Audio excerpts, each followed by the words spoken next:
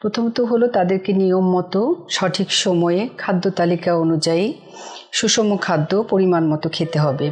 নিয়মিত ব্যায়াম বা শারীরিক চর্চা, যেমন দৈনন্দিন ঘরের কাজকর্ম অথবা হাঁটা, এটি একটি উত্তম ব্যায়াম। তৃতীয়ত হলো তিনি নিয়মিতভাবে তার গর্ভকালীন পরিচর্যার জন্য চিকিৎসকের পরামর্শে থাকবেন এবং চিকিৎসকের ব্যবস্থাপত্র পরামর্শ সুষ্ঠুভাবে পালন করবেন।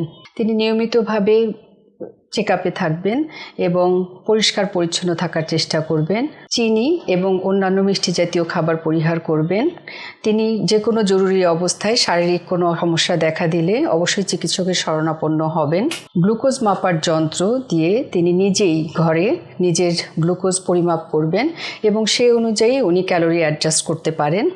প্রয়োজনে ডাক্তারের পরামর্শ অনুযায়ী উনি ওষুধ বা ইনসুলিন গ্রহণ করতে পারেন।